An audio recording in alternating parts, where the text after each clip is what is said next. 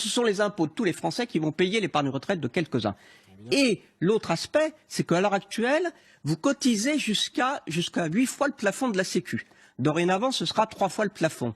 Donc vous allez perdre autant de cotisations, c'est 7 milliards par an. C'est pas moi qui le dis, c'est l'Agirc Arrco qui le dit.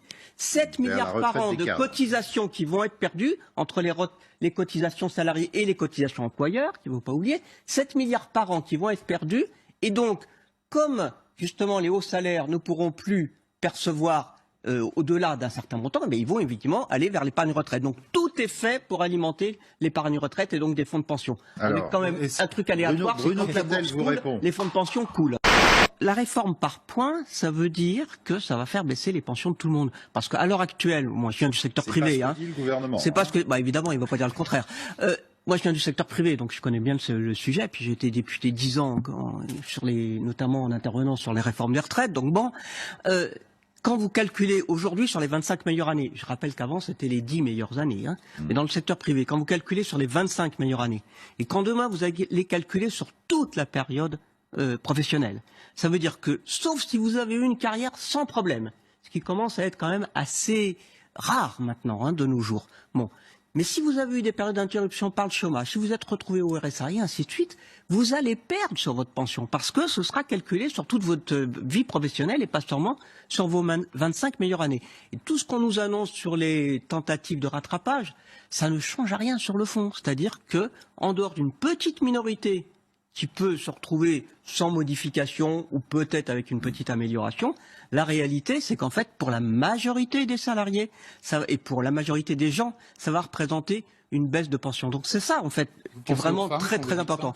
Mais oui, les femmes aussi, monsieur, parce que les femmes, à l'heure actuelle, vous avez une possibilité qui est que vous avez des trimestres en plus quand vous avez des enfants. Parce qu'attention, le gouvernement, là, ce qu'il parle, c'est des femmes qui ont des enfants. Or, toutes les femmes n'ont pas des enfants. On ne peut pas réduire les femmes au fait d'être mères. Il y a aussi une autre vie, des fois, ça existe. Bon, donc les femmes qui ne sont pas mères, elles n'ont aucun avantage. Et pourtant, pareil, aujourd'hui, leurs salaires sont inférieurs aux salaires des hommes. Et donc, leurs retraites sont inférieures aux retraites des hommes. Et donc là, il n'y a rien. Et sur les avantages par rapport aux enfants, en fait, il y en a qui sont supprimés et qui sont modifiés. Bon, et donc vous ne croyez pas aux promesses du gouvernement de dire non, que la réalité, c'est pas ça. Tout le monde va y gagner, et de toute façon on va rattraper. Une petite minorité va gagner. Une petite minorité, une majorité va perdre. Les soignants, ça fait 10 mois que les services d'urgence de ce pays sont en grève. 10 mois. Sauf que comme, évidemment, ils sont en grève, en fait, ils travaillent, puisqu'ils vont bien, il faut bien qu'ils reçoivent les malades. Et donc, qu'est-ce qui se passe? Rien, les pauvres. Il ne se passe rien. Les infirmiers et les infirmières sont très mal payés en France. Un infirmier qui vient à domicile pour une prise de sang, 10 €.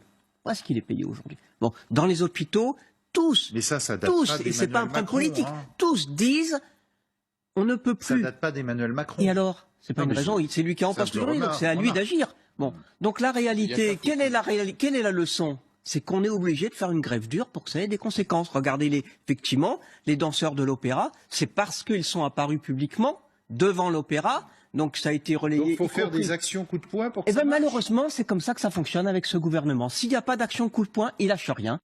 Nous sommes avec un gouvernement qui a utilisé une répression contre sa population, contre aussi une répression qui est montée dans les entreprises comme c'est jamais arrivé. Il y a eu plus de blessés en 2 ans de gouvernement dans les manifestations qu'il y en a eu en 20 ans dans ce pays. Parmi les forces de l'ordre, madame. Non, ça je vois, il y en a eu. Mais écoutez, moi, un peu de respect pour les forces de l'ordre, madame. J'ai aucun problème de respect par rapport aux forces de l'ordre. Je pense qu'il y a aussi les ordres qu'on leur donne. C'est scandaleux ce que vous dites. Non, c'est pas scandaleux. Ils obéissent aux ordres, c'est la loi, c'est normal. Je supporte que les forces de l'ordre obéissent aux ordres. Et du coup, ce que je mets en cause, c'est les ordres qui leur sont donnés. La folie. C'est la folie. Il y a eu un préfet de police en 1968. Qui a été l'honneur de la police, en disant aux policiers, le préfet Grimaud, en disant aux policiers, la répression quand il faut, oui, mais on ne fera pas un manifestant à terre. Mais on n'est plus en 1968. C'est bien ce que je remarque, c'est que c'est encore plus violent aujourd'hui, la répression contre les manifestants.